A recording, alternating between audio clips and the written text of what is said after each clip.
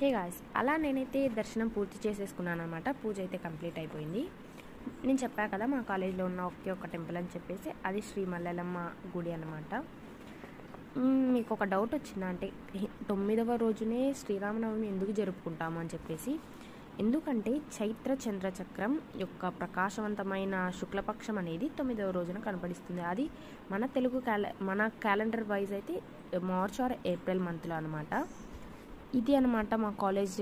ఇలాగా మా కాలేజ్లో మేము సింపుల్గా అయితే శ్రీరామనవమి అనేది సెలబ్రేట్ చేసేసుకున్నాం.